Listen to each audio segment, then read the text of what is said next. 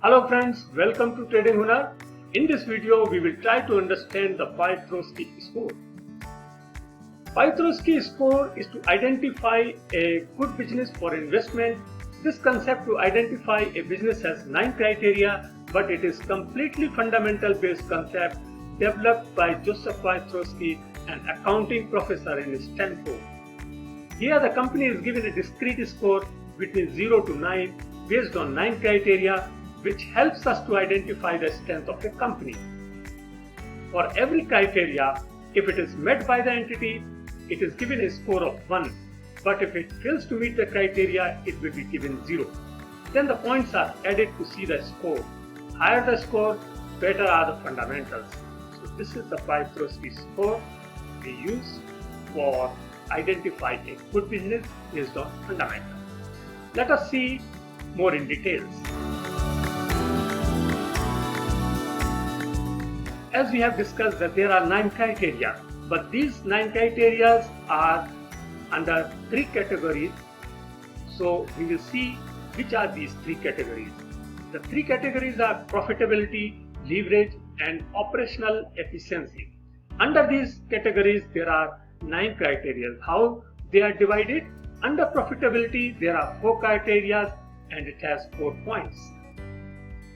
Under leverage there are 3 criteria and has 3 points, and operational efficiency has 2 criteria and there are 2 points for this category. So there are total 9 points for 9 criteria. Now we will discuss this in detail, and first of all we will take the first category, that is profitability. So let us see the profitability and we will see all the 4 criteria. Under the profitability there are 4 criteria. These are given here and we will discuss one by one. So first of all we will take the positive net income. The positive net income is the first criteria. Some people take it as a higher net income in the current period, but if it is a positive net income in the current period, it is okay. So, and the net income is equal to total revenue minus total expenses including tax. So this is the first criteria. The second criteria is positive return on assets. What is it? Second criteria is positive return on asset in the current period. It essentially means how efficiently the company is managing its asset to generate the profit. So the return on assets is equal to net income divided by average total assets. The third criteria under profitability is positive operating cash flow. The third criteria is under profitability is positive operating cash flow. Positive cash flow indicates that a company's liquid assets are increasing. This enables it to settle debts, reinvest in its business, return money to shareholders, pay expenses and provide a buffer against future financial challenges. So the positive cash flow is equal to total cash inflow minus total cash outflow. So this is the third criteria under profitability. Now we will take the fourth criteria under profitability, that is cash flow from operations greater than net income. What is this? This is the fourth criteria, shows us the quality of earnings. It is more of a warning criteria because generally cash flow from operations is greater than net income, as it is not affected by non-cash items, which is why when the reverse happens one need to be careful. So CFO is greater than net income, means the cash flow from operations should be greater than net income to meet out this criteria. So these are the 3 profitability.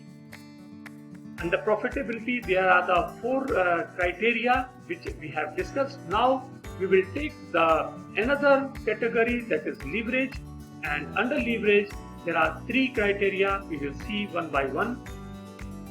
The 3 criteria under leverage and liquidity they are, number one is lower ratio of long-term debt in current assets. First criteria under leverage is lower ratio of long-term debt in current year. The fact that the amount of the assets being financed by debts are decreasing is a good sign of liquidity. So the long-term debt in current year should be less than the long-term debt in the previous year. So it should be lower than the previous year. The second criteria under leverage and liquidity is higher current ratio in current year. The higher current ratio in current year as compared to the previous year is the condition to fulfill this criteria. This measures the company's ability to pay back its short-term liabilities with the help of short-term assets. So the current ratio in current year should be greater than current ratio in the previous year. Now we will take the third criteria for the category leverage and liquidity, and that is lack of share dilution. What is it?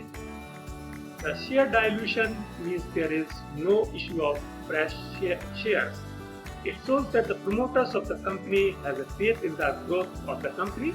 So the new shares issued in the current year should be zero.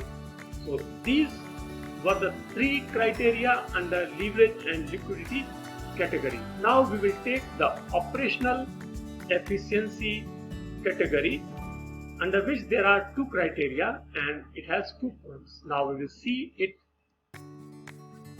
Operational efficiency, 2 criteria, 2 points. What are those criteria? Number one is high gross margin. High gross margin. Higher gross margin in current year as compared to the previous year. Gross margin is simply the return on sales after incurring the direct costs. So in the current year, the gross margin should be greater than the gross margin in the previous year. So this is the first criteria, and the second criteria is higher asset turnover ratio. The higher turnover ratio simply indicates how efficiently the company is using its assets. So the asset turnover ratio in the current year should be greater than the asset turnover ratio in the previous year. So these are the 2 criteria under operational efficiency category. So we have discussed all the 3 categories and 9 criteria. Dear friends, if you like this video, please like it, share it, and if you have not subscribed to our channel, please subscribe our channel, and we will discuss various companies and we will score various companies under the Pythrosky's score. Please keep watching our channel, keep watching our videos. Thank you very much.